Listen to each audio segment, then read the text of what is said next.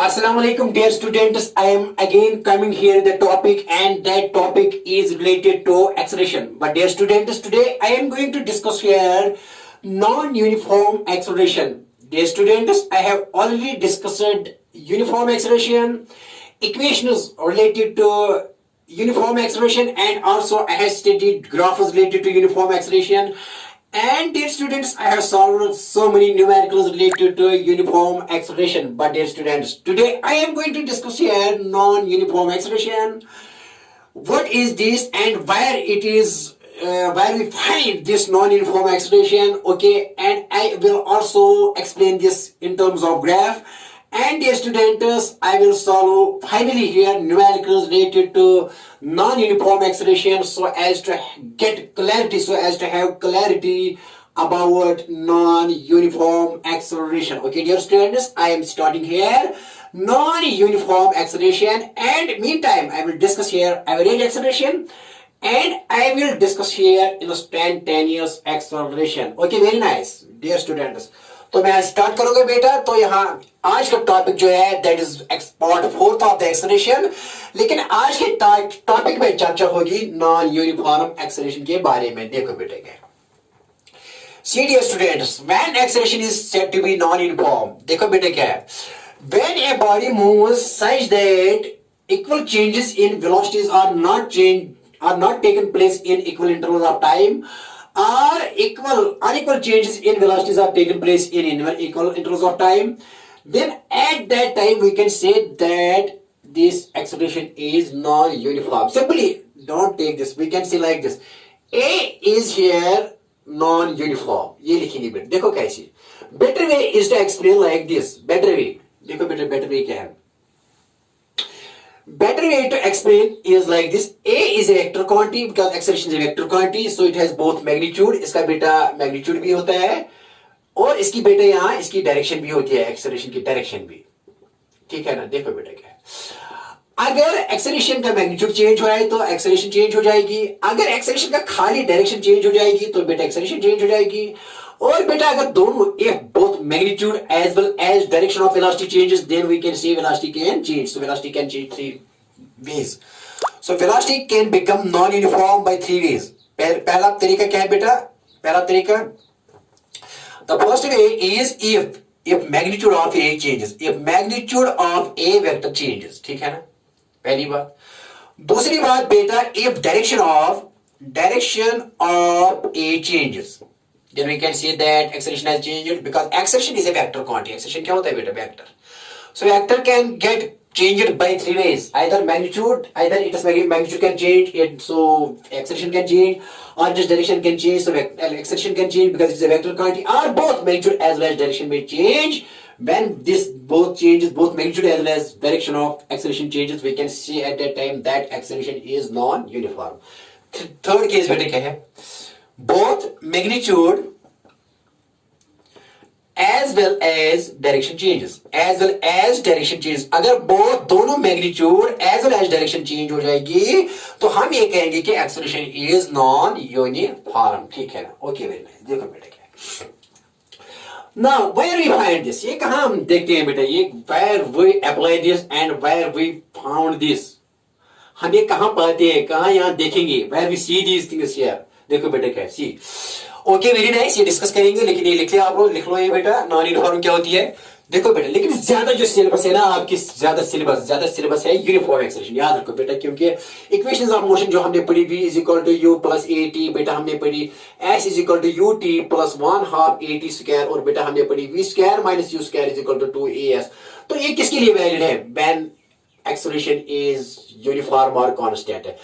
तो कम केसेस आएंगे इस काइनेमेटिक्स में क्या बेटा, नॉन यूनिफॉर्म एक्सेलरेशन के. लेकिन फिर भी आगे आएंगे, डिस्कस हो जाएगा, बहुत जगह डिस्कस हो जाएगा. वो that I will discuss here. Okay, मैं बताऊंगा ना बेटा कहां ये आपको मिलेगा. आप कहां देखोगे questions related to non uniform acceleration. देखो बेटा क्या. सी डियर, तो बेटे ये यूनिफॉर्म के लिए तो ये हमने किया, ज्यादा यहाँ काइनेमेटिक्स में यही है. लेकिन आगे के टॉपिक जो सर्कुलर मोशन पढ़ेंगे, जो सिंपल हार्मोनिक मोशन पढ़ेंगे, वहां हम देखेंगे. देखो बेटे क्या है. See now where we find this. देखो बेटा, ए नॉन यूनिफॉर्म कहां ज्यादा देखेंगे, कहां ज्यादा देखेंगे, दिखाऊंगा बेटा, यहां आपको समझाऊंगा। देखो पहली बात, where you will see this, you will see this in circular motion. Circular motion सीधे लिखो, circular motion is a non-uniform acceleration motion, is a case of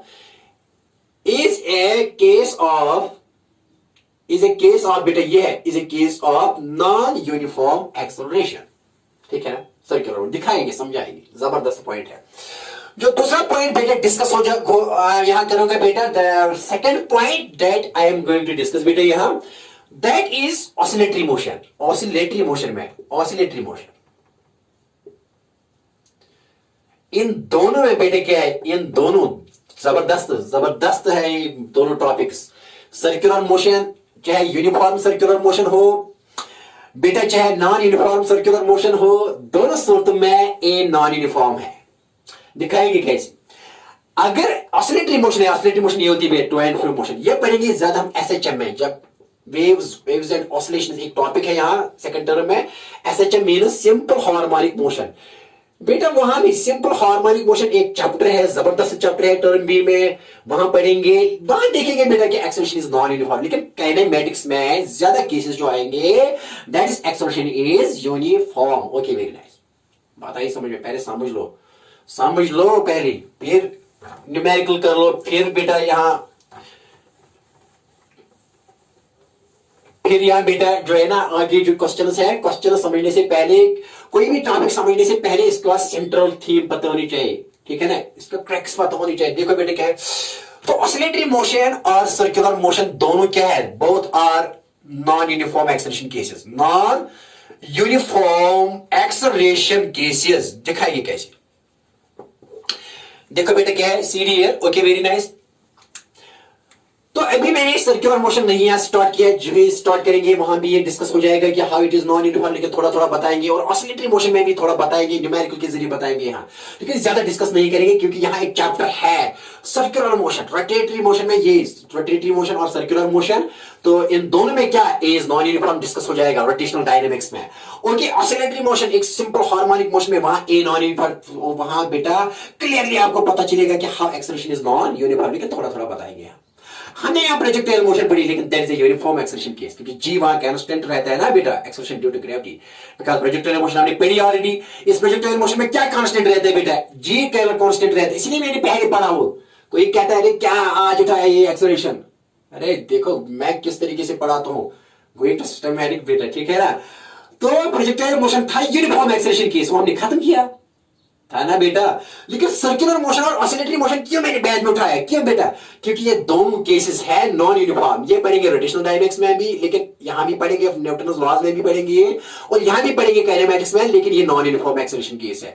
और ये भी बेटा क्या है, नॉन यूनिफॉर्म एक्सेलरेशन केस। यहाँ पहले ये थोड़ा डिस्कस करेंगे, फिर थोड़ा ये भी बताएंगे, ज्यादा नहीं, क्योंकि यहाँ इसके लिए सेपरेट यूनिट्स है, सेपरेट टॉपिक्स है। लेकिन ये यहां भी मिलेगा आपको, kinematics of circular motion, dynamics में भी मिलेगा, लेकिन हमें डिस्कस करना है कि how a is non uniform in both the cases, because both cases are non-uniform acceleration cases. Okay, see here.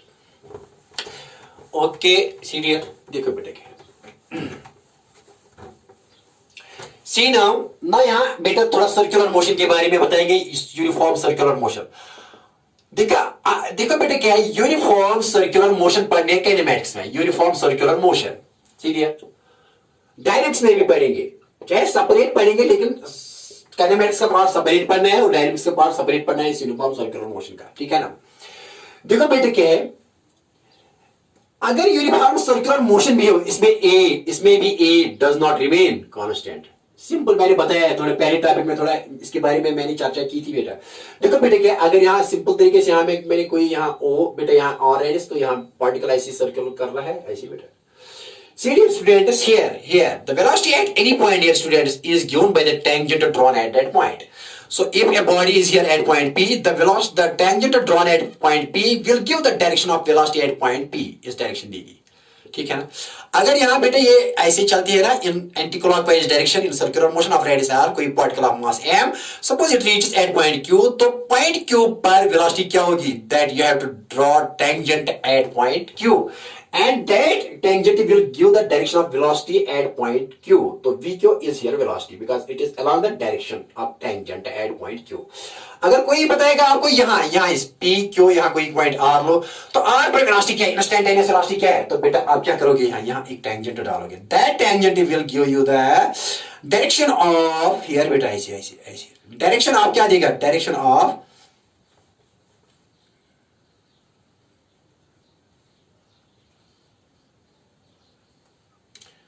this tangent will give you the direction of velocity at point r. ठीक है ना, okay इसी अगर ये कोई t point है, यहाँ t point है, तो t पर क्या आएगी, vt, that is it is along the direction of tangent. The velocity at point t will be along the tangent drawn at point t. Okay very nice. देखो बेटा क्या है, अगर यहाँ मान लीजिए कि स्पीड इसकी है, speed 5 metre per second, speed has only magnitude, तो इसका कांस्टेंट रहता है, लेकिन velocity is continuously changing due to direction, क्योंकि यहाँ वेलोसिटी की डायरेक्शन ये है, यहाँ इंस्टेंटेनियस वेलोसिटी एट इंस्टेंट, यहाँ डायरेक्शन ये है, here direction is towards north, ठीक है ना बेटा, ऊपर वाली नॉर्थ, यहाँ बेटा ईस्ट, बेटा ये वाली डायरेक्शन वेस्ट, और बेटा ये वाली साउथ। यहाँ क्या है वेलोसिटी की डायरेक्शन नॉर्थ, लेकिन यहाँ क्या है टुवर्ड्स वेस्ट, यहाँ क्या है टुवर्ड्स साउथ, यहाँ क्या है टुवर्ड्स ईस्ट, तो continuously it is changing. So when velocity is changing, that is velocity की क्या चेंज हो रही है, वेलोसिटी की डायरेक्शन यहाँ चेंज हो रही है। जब वेलोसिटी की डायरेक्शन चेंज हो रही है तो एक्सेलरेशन प्रोड्यूस हो गई, क्या प्रोड्यूस हो गई, एक्सेलरेशन, और इस एक्सेलरेशन का नाम मैंने कहा था कि ये सेंट्रीपिटल एक्सेलरेशन है, ठीक है ना, आगे भी पढ़ेंगे, ठीक है ना, and that acceleration is known as centripetal acceleration, आगे भी डिस्कस करेंगे, लेकिन थोड़ा बताएंगे कि ये नॉन यूनिफॉर्म केस कैसी है। अब ए कैसे चेंज होता, तो ए प्रोड्यूस हो गई, ए ना प्रोड्यूस, क्यों, because here there is change in velocity, because we know that change in velocity divided by time क्या प्रोड्यूस करता है, एक्सेलरेशन। यहाँ कैसे किससे चेंज हुई, it is due to direction, क्योंकि velocity is a vector quantity, it has magnitude plus direction, लेकिन यहाँ वेलोसिटी का कौन सा पार्ट चेंज हुआ, डायरेक्शन, क्योंकि मैग्नीट्यूड इसका सेम है 5 मीटर पर सेकंड, लेकिन चेंज क्या हुई, डायरेक्शन के चेंज होने से वेलोसिटी चेंज हुई, velocity changes with respect to time, it will produce acceleration. लेकिन अभी एक्सेलरेशन क्या है, मैंने कहा कि ये नॉन यूनिफॉर्म है, यूनिफॉर्म सर्कुलर मोशन में भी एक्सेलरेशन क्या है, नॉन यूनिफॉर्म, कंफ्यूजन होता है ना अक्सर, यूनिफॉर्म सर्कुलर मोशन में इस यूनिफॉर्म सर्कुलर मोशन क्या है कि यहाँ वेलोसिटी जो स्पीड है ना, speed remains constant, in uniform circular motion क्या चीज कांस्टेंट रहती है, स्पीड, लेकिन वेलोसिटी क्या होती है, change due to direction, speed remains constant, मान लीजिए 5 मीटर पर सेकंड, लेकिन कौन सा पैरामीटर चेंज होता है बेटा, यहाँ चेंज हो रही है वेलोसिटी के चेंज होने से, लेकिन डायरेक्शन बेटा डायरेक्शन चेंज हो रही है, तो इससे क्या चेंज हो जाएगी वेलोसिटी, और वेलोसिटी से प्रोड्यूस हो जाएगी एक्सेलरेशन। लेकिन अभी एक्सेलरेशन क्या है, मुझे कहना है कि ये कांस्टेंट है या ये यूनिफॉर्म है या नॉन यूनिफॉर्म। देखो बेटे अगर यहाँ ऐसे ये है बेटा यहाँ वेलोसिटी, लेकिन जो एक्सेलरेशन यहाँ प्रोड्यूस चेंज इन वेलोसिटी, याद रखो चेंज इन वेलोसिटी से जो एक्सेलरेशन प्रोड्यूस होती है, इस एक्सेलरेशन का चेंज इन वेलोसिटी, लेकिन किससे, चेंज इन वेलोसिटी तो है, लेकिन डायरेक्शन चेंज होने से, जो एक्सेलरेशन प्रोड्यूस होती है, इस एक्सेलरेशन का नाम होता है सेंट्रीपिटल एक्सेलरेशन। क्या होता है, हमेशा याद रखो, क्या होता है सेंट्रीपिटल एक्सेलरेशन, कब पैदा होती है, centripetal acceleration is produced when change in velocity takes place but it is direction, magnitude नहीं चेंज होना चाहिए।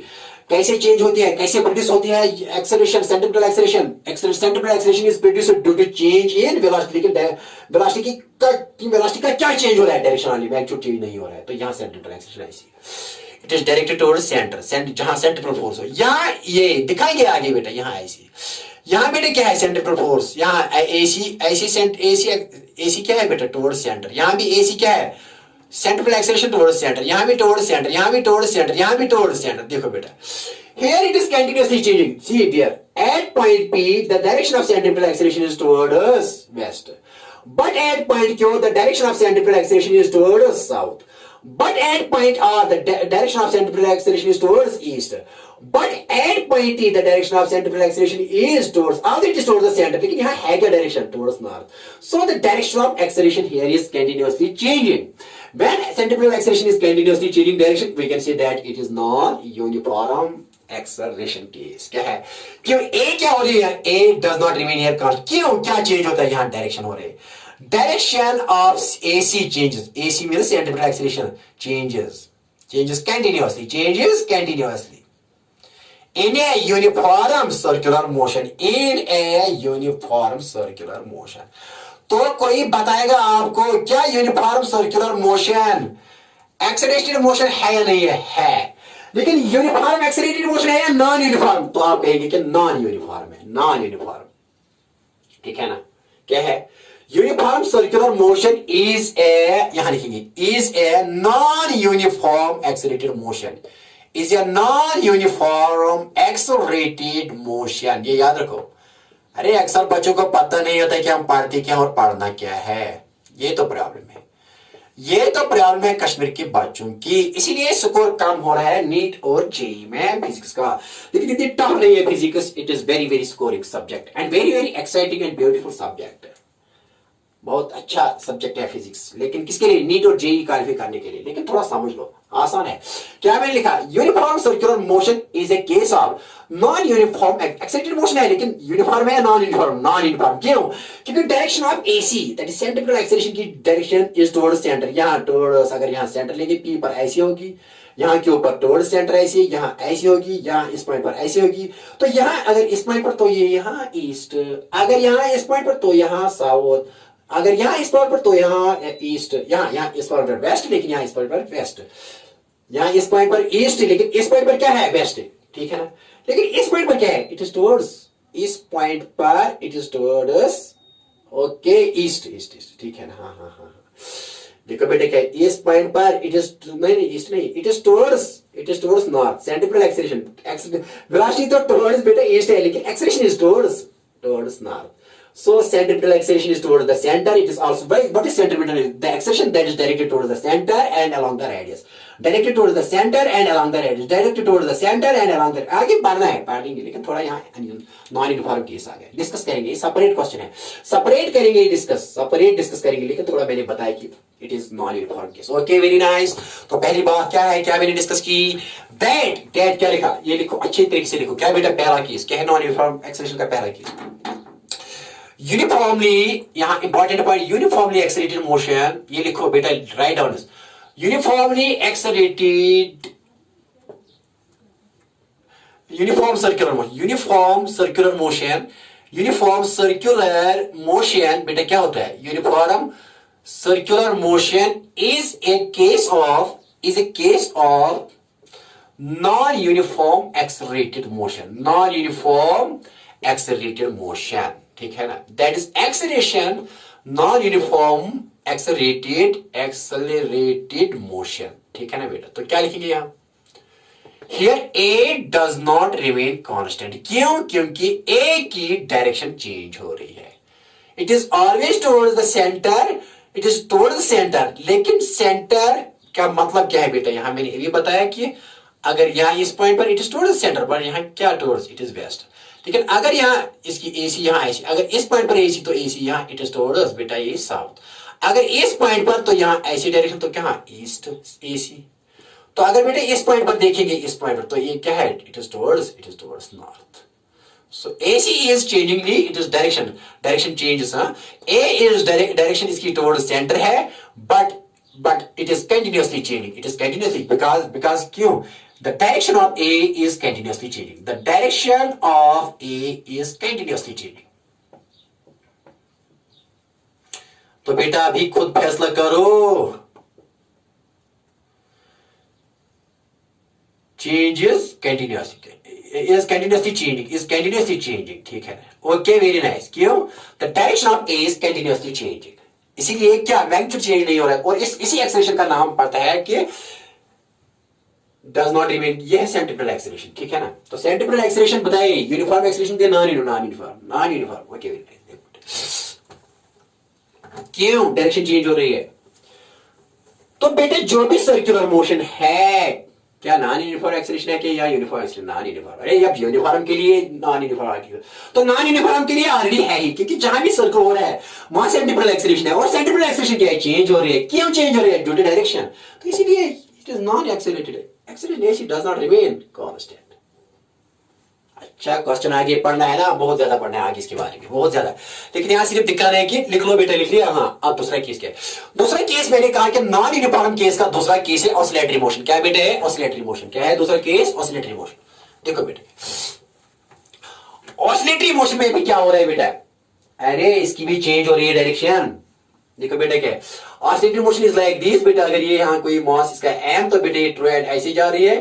To and fro motion is known as oscillatory motion, to and fro motion is known as oscillatory motion about a fixed point, ठीक है ना, main position. Okay, तो बेटा यहाँ जब ऐसे जाती है तो देखो बेटा क्या है, सी हियर एक्सेलरेशन ऐसे लिखते हैं कि, देखो बेटा क्या है कि एक्सेलरेशन लिखते हैं कि is directly proportional to x, जितना एक्स ज्यादा जितना x is the distance from in position, जितना एक्स बेटा ज्यादा होगा, जितना ज्यादा इतना एक्सेलरेशन ज्यादा होगी।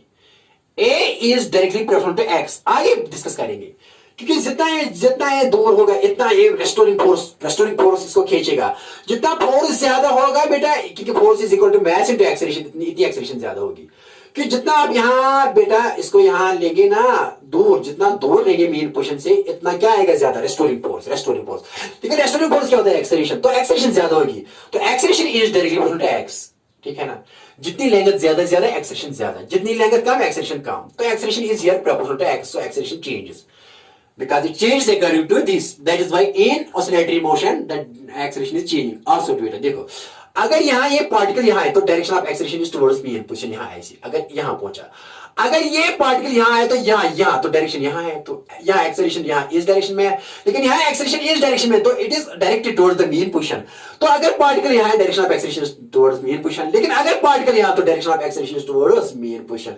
तो here direction of acceleration is towards this direction, but here it is towards this, so direction again changes, that is also cause. Okay, यहाँ बोथ मैग्नीट्यूड भी चेंज हो रहा है और एज वेल एज क्या डायरेक्शन भी चेंज हो रही है, वो ही डिस्कस करेंगे, यहाँ नहीं डिस्कस करें, थोड़ा बताना था। सिंपल लिखो आप, सिर्फ किसमें बेटा, ये ऐसे याद रखो कि बेटा क्या याद रखो, इन किसमें, ऑसिलेटरी मोशन में भी क्या होता है, oscillatory motion is also a, कौन सा टाइप है, oscillatory motion is also a type of non uniformly accelerated motion, is also a type of non uniformly accelerated motion. Okay, very nice. Accelerated motion, क्या बेटा लिखा मैंने, क्या जिगर लिखा मैंने, oscillatory motion is also a type of non uniform accelerated motion. एक बड़ा चैप्टर है, जबरदस्त चैप्टर, टर्म सेकंड में है, वो डिस्कस नहीं करेंगे, वही आपको क्लैरिटी आ जाएगी। टर्म सेकंड में बड़ा चैप्टर है, सबसे बड़ा chapter, oscillatory motion and waves and oscillations, वही पढ़ेंगे एसएचएम में।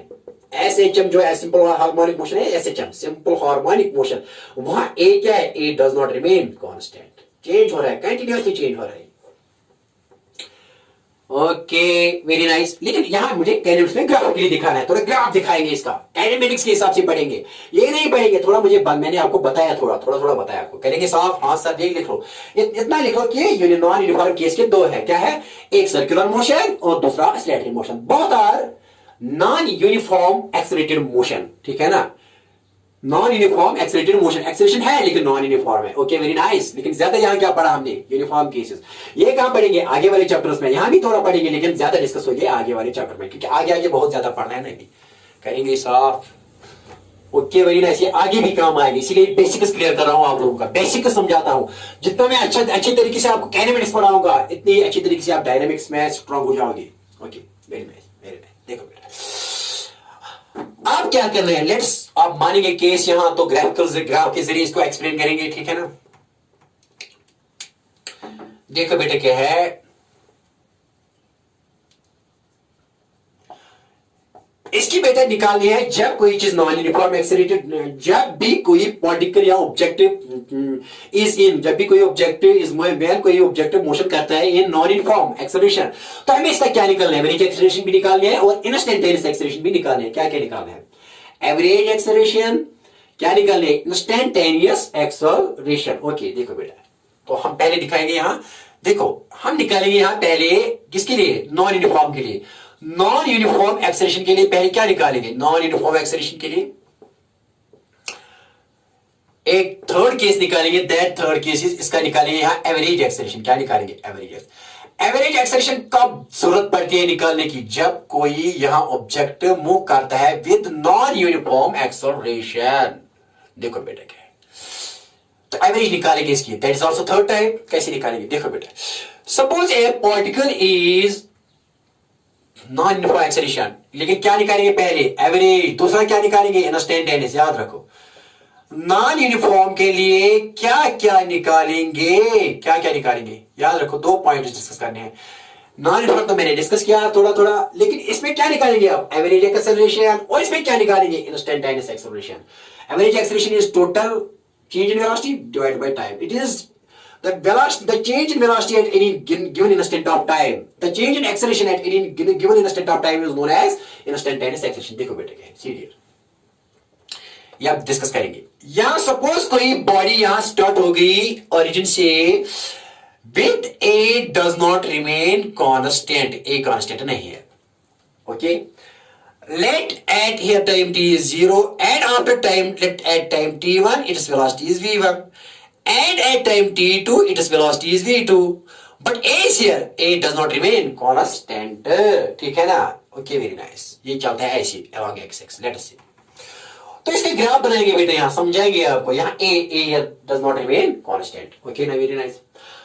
देखो बेटे क्या है, अगर यहां graph now I will discuss here velocity time graph, velocity time graph, vt graph बनाएंगे, VT ना कौन सा ग्राफ बनाएंगे, लेकिन कौन सा graph, VT graph, that is very important here in non uniform acceleration. VT graph देखो बेटे क्या है, समझाएंगे आपको इसमें एवरेज एक्सेलरेशन और इसमें क्या, VT ग्राफ के जरिए आपको समझाएंगे एवरेज एक्सेलरेशन और आपको समझाएंगे इंस्टेंटेनियस एक्सेलरेशन। देखो बेटे क्या, यहां मैंने ऐसे ये एक्सिस एक्स एक्सिस, ये एक्सिस वाई एक्सिस, ठीक है ना, ओके। यहां बेटा ले लिया ओरिजिन, यहां ले लिया मैंने टाइम एक्स एक्सिस की तरफ इन सेकंड्स, टाइम इन बेटा सेकंड्स, और बेटा यहां मैंने ले लिया v along y axis in metre per second. देखो बेटा क्या, देखो बेटा क्या, जब a कांस्टेंट था, तो क्या लिखते थे, acceleration change in velocity by time लिखते थे ना रफली। जब a कांस्टेंट था तो क्या लिखते थे, डिवाइड बाय 1, तो v1 v is equal to a into t, a t। जब a कांस्टेंट था तो the relation between v and t क्या आती थी, लीनियर, ऐसे ग्राफ आता था, ये t ये v, तो ये क्या आती थी, लीनियर ग्राफ। क्यों, बिकॉज ये यहाँ y की तरफ ले लिया था आपने, ये x की तरफ, यहाँ v के बदले y और t के बदले x and a any constant, late us it is something 3 और समथिंग, तो ये आ रही थी लीनियर इक्वेशन इन 2 वेरिएबल्स, इसलिए इसका ग्राफ आ रहा था स्ट्रेट लाइन। क्यों, because the vt graph for a body moving with uniform acceleration is a straight line, लेकिन यहाँ स्ट्रेट लाइन नहीं निकलेगी। क्यों, क्योंकि बेटा यहां acceleration does not remain constant, ये प्रॉब्लम है। यहां देखो बेटा, यहां लिखेंगे a इज इक्वल टू, मान लें कि v बाय डेल t, पहले लिखेंगे del v by del t, change in velocity, that is a average also.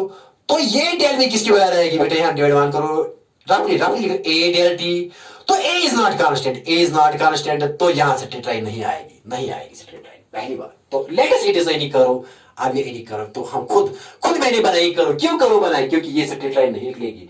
Straight line किसके लिए निकलती है बेटा, when acceleration remains constant, then the relation between v and t is a linear relation in y and x, then it is graph in vt graph is a straight line। लेकिन यहाँ vt graph ये straight line नहीं निकलेगा, किसके लिए, when a is not constant। क्यों बेटा, when a is not constant इसका मतलब है ये भी वेरिएबल है, when we multiply two variables that is it is square, मान लीजिए कि इसका भी 1 है, इसका भी 1 है, तो इस स्क्वायर टर्म आ जाएगी, जब भी स्क्वायर टर्म आएगी किसी जगह, तो इसका ग्राफ जो बनता है वो करो बनेगी, क्या बनेगी, करो, क्योंकि यहाँ दोनों चेंज हो रहे हैं। अपनी मैंने बनाई क्योंकि we don't know, let us see ऐसी मैंने बनाया, ठीक है ना। तो ये साफ करेंगे, देखो बेटा क्या है, यहां मैं ऐसे करूंगा, इसका ग्राफ ऐसे बनाऊंगा, देखो बेटा क्या है, करो बनेगी। तो यहां जो भी ग्राफ आएगा ऐसे मैंने बेटा क्या लिया, ये t ये v, इसके लिए ग्राफ बेटा ऐसे 0, तो ये ग्राफ ऐसे मैंने any curve, it is not a straight line। क्यों, क्योंकि here dear students expression does not remain constant। अगर एक्सेलरेशन कांस्टेंट होती तो इसका ग्राफ स्ट्रेट लाइन आता, लेकिन acceleration he is not here constant, तो इसका ग्राफ स्ट्रेट लाइन नहीं आता, इसकी ग्राफ यहां करो आती है।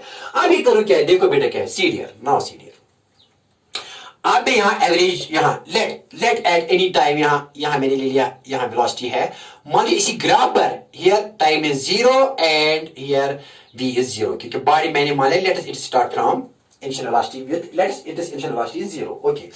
यहां मैंने on this graph a point corresponding to let, यहां इसका टाइम कितना है, यहां t1, ठीक है ना, T1। और इसका पॉइंट यहाँ बेटे क्या है, V1 आई बात समझ में। और इसी ग्राफ पर यहाँ बेटे एक और पॉइंट ले लो, ये A पॉइंट ले लिया था, ये कौन सा पॉइंट, B पॉइंट यहाँ इसी ग्राफ पर। Let corresponding to point B here time is T2 and corresponding to point B here velocity is बेटा, वेलोसिटी क्या है यहाँ, velocity is V2 because A does not remain constant, इसीलिए ये graph जो यहाँ है ये स्ट्रेट लाइन नहीं आएगी, ठीक है ना। हाँ, यहां मैंने एक बार फिर रिपीट करूंगा, A is equal to del V by del T divide by 1, del V is equal to A del T। ये तब लीनियर होता है V और इसके दरमियान भी कांस्टेंट होता है, क्योंकि ये 1 पावर ये, लेकिन ये है ही नहीं, ये है ही नहीं, क्यों, क्योंकि A is changing, when A is changing, X is changing, so both are changing. It means that here the power of this and this, it is some sort of square term, it is some sort of square term here.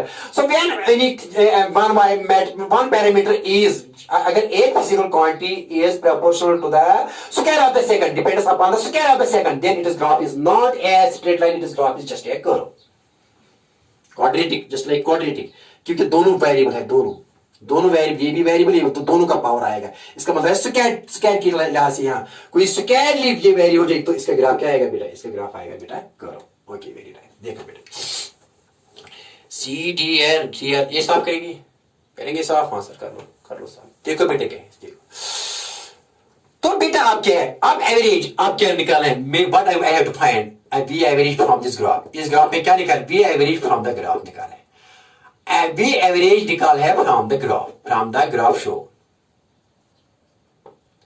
that is I have to find V average here, फिर इसके बाद V instantaneously from कहां से कहां तक, A to B, यहां से यहां तक चेंज इन वेलोसिटी कितनी आ रही है बेटा, V2 माइनस V1। तो यहां लिखेंगे बेटा V एवरेज क्या लिखेंगे, V2 माइनस V1 लिखेंगे ना V average.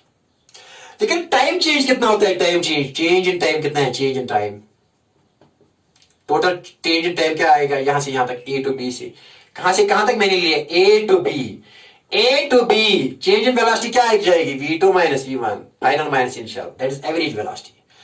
Average velocity here is final velocity minus initial velocity, total change in velocity, that is average velocity. Okay बेटे, क्या लिखा मैंने यहां, चेंज इन वेलोसिटी क्या आएगी, तो बेटे यहां लिखेंगे शाबाश, ये मैं छोड़ दो, यहां बेटे चेंज इन वेलोसिटी नहीं, ये टोटल चेंज इन वेलोसिटी क्या है, टोटल चेंज इन वेलोसिटी कहां से कहां तक, total change in velocity from A to कहां से कहां तक, from A to B। Okay, very nice बेटा, थोड़ा प्रॉब्लम है यहां। तो V2 minus V1 is total change in velocity, ये कितने टाइम में हो रही है, टोटल चेंज इन टाइम क्या है, T2 माइनस T1। देयरफॉर बेटे यहां बताइए V एवरेज किसकी, यहाँ सॉरी A एवरेज एक्सेलरेशन निकालना है, V एवरेज नहीं निकालना है बेटा, यहाँ A एवरेज, सॉरी क्या निकालना है, A एवरेज निकालना है, मेरी सॉरी क्या निकालना था, A एवरेज निकालना है। तो A एवरेज किसके बाद आएगी बेटा, total change in velocity that is V2 minus V1, total change in time from A to B that is T2 minus T1, ये है एवरेज वेलोसिटी। अब यहाँ निकालो, यहाँ कैसे निकालेंगे ग्राफ, ये तो डेफिनेशन है। एवरेज वेलोसिटी किसके बाद आती है बेटा, average velocity in a given interval of time, it is total change in velocity final minus initial divided by T2 minus T1, that is average velocity from T1 to T2। here acceleration is not constant, इसका average निकालना है। Okay, very nice. लेकिन अब graph के लिए किसके बराबर, graph क्या होगा इसका, ग्राफ किस, what is the importance of this graph, T graph when acceleration is non uniform, क्या देगा यहां, देखो बेटा क्या, सी डी आर, परेशान होने की कोई बात नहीं। देखो बेटे क्या, यहाँ करेंगे सब, आंसर कर लो सब। देखो बेटे क्या, तो V एवरेज किसके बारे में लिखा है मैंने यहाँ, V2 ये तो आपको पता है कि final velocity minus initial velocity divide by T2 minus T1, तो इसको लिखो पहली इक्वेशन। देखो बेटा आप क्या है यहाँ, जॉइन A टू C, यहाँ ड्रॉ बेटे, यहाँ लिखो ड्रॉ AC परपेंडिकुलर और यहाँ बेटे लिखो BB1, इस टाइम का लिखो BB1, इसका लिखो यहाँ BB2, ठीक है ना। BB1 किस पर, BB1, draw AC perpendicular on BB1। तो बेटा यहां से यहां तक कितना होगा, यहां से यहां तक V1, यहां से यहां तक V2, ओके, यहां से यहां तक T1, यहां से यहां तक कितना है T2, यहां से यहां तक T2 है, यहां से यहां तक T1 है, ठीक। ड्रॉ AC, साफ बनाएंगे डायग्राम, यहां साफ बनाएंगे डायग्राम, देखो बेटा यहां साफ बनाएंगे। ओके, वेरी नाइस, यहां दिखाएंगे सब कुछ।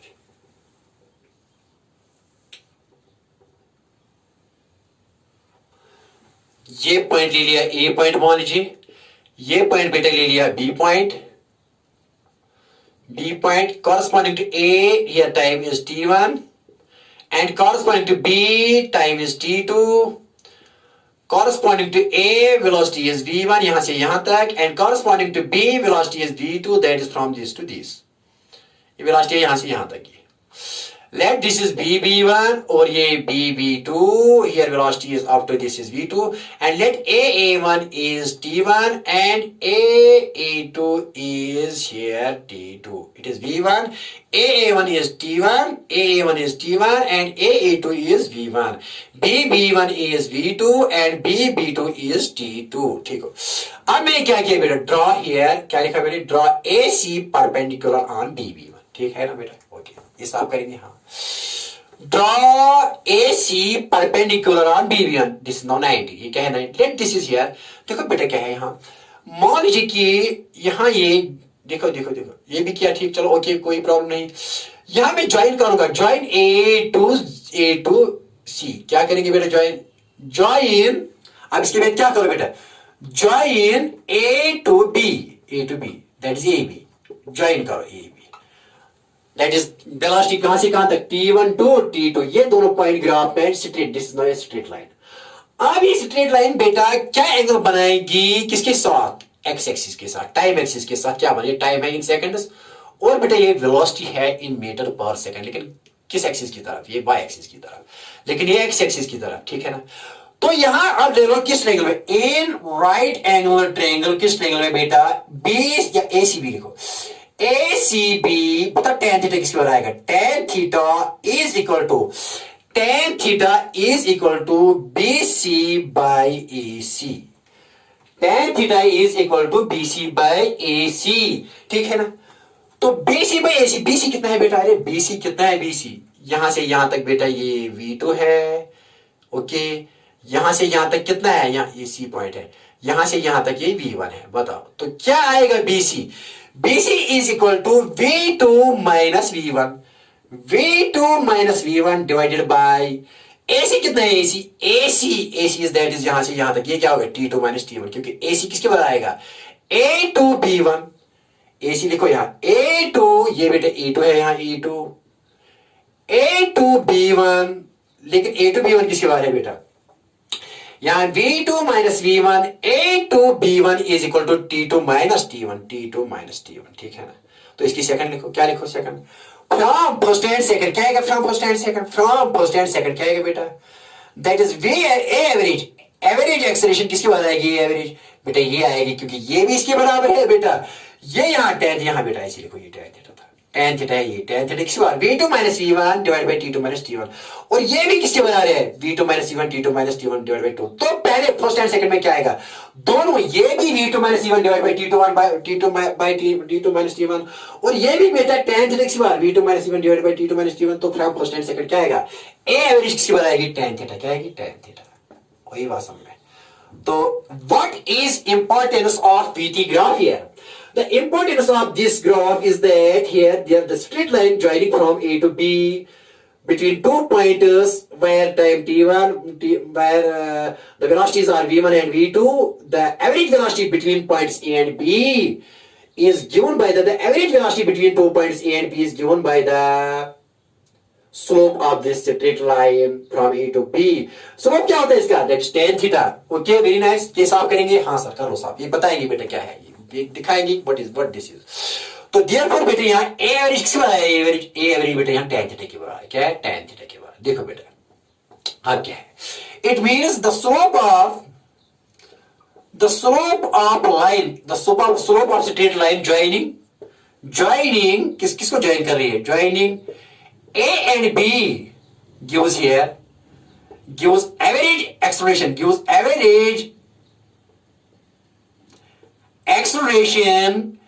between pointers A and B, between points A and B. Okay, आई बात समझ में? क्या देता है, जितना इसका स्लोप ज्यादा होगा इसका मतलब है कि एवरेज एक्सेलरेशन ज्यादा होगी। अगर स्लोप अगर ऐसे होगी तो ज्यादा, अगर ये ऐसे ऐसे ऐसे ऐसे तो कम, अगर ऐसे होगा ये ए बी तो इस लाइन पर ये ए बी क्या आएगी, zero.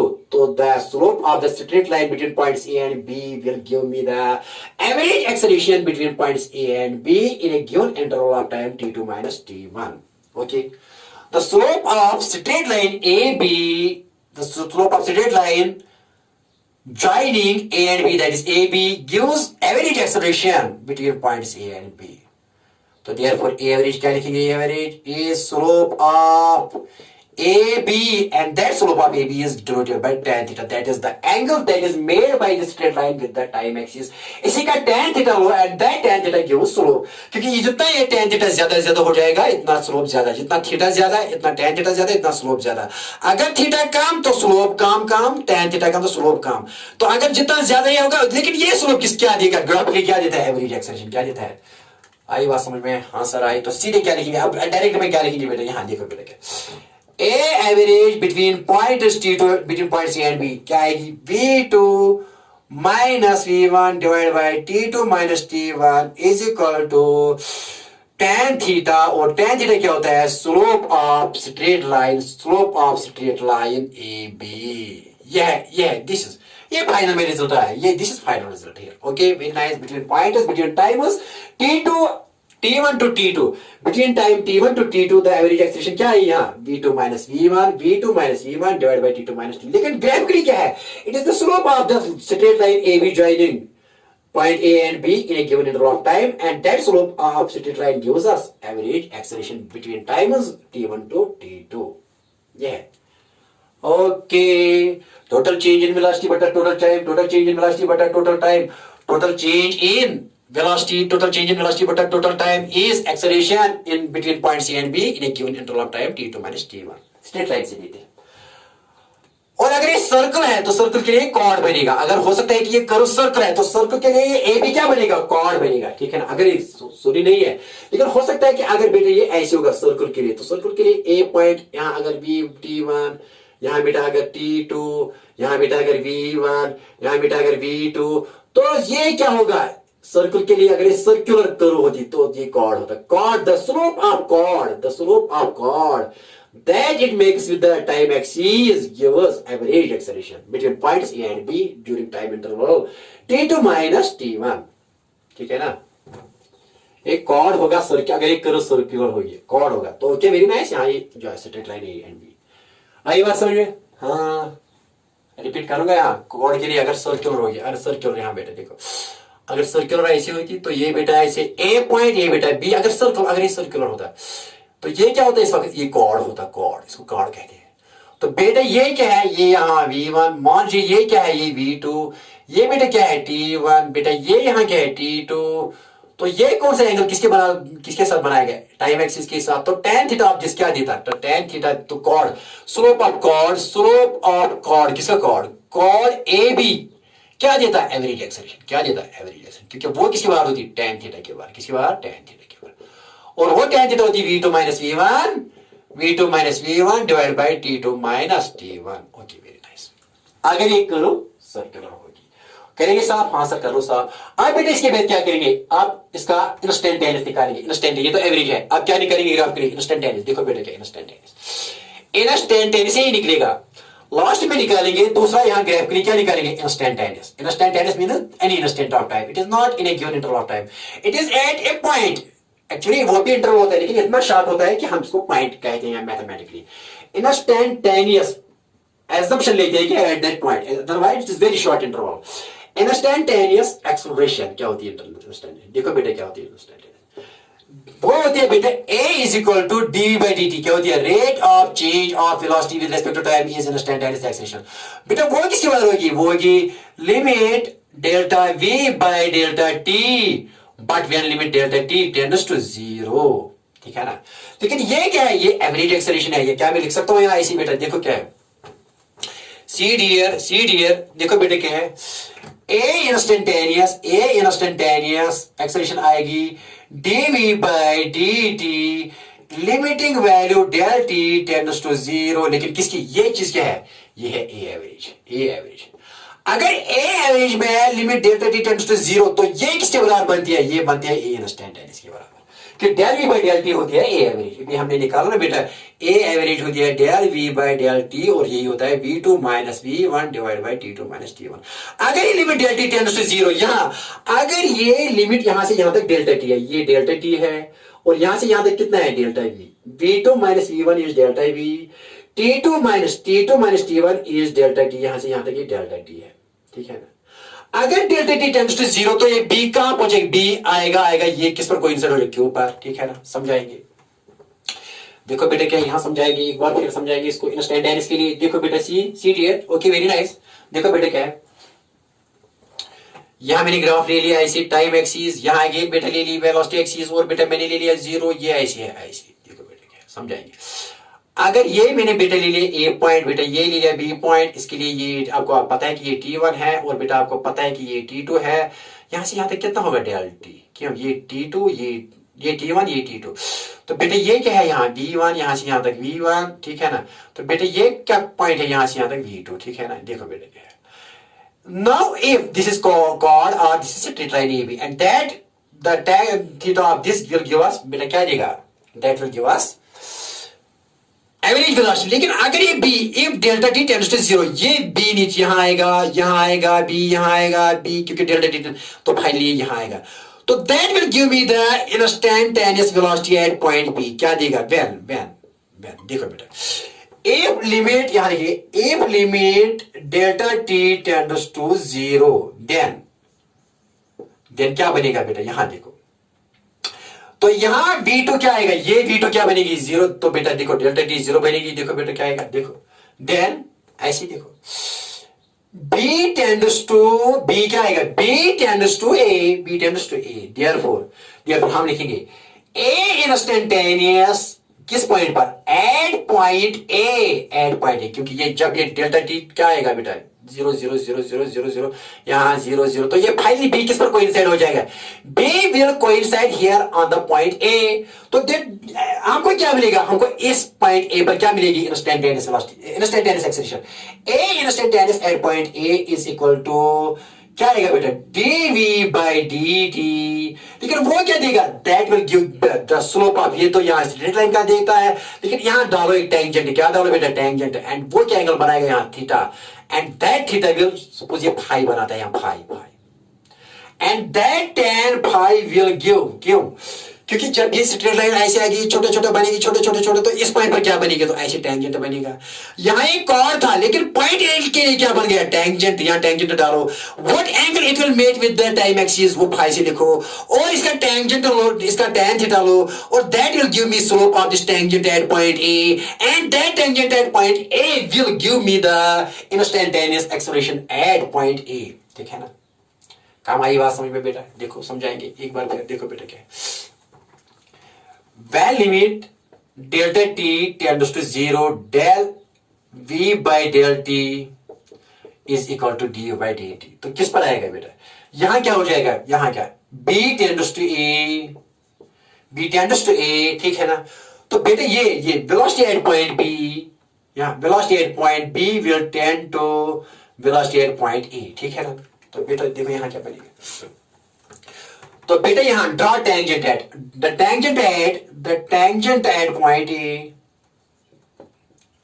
then tangent at point A, the tangent at point A, that the tangent at point A, that it makes angle with the, that it makes angle pi with the time axis, क्या देगा, with the time axis will give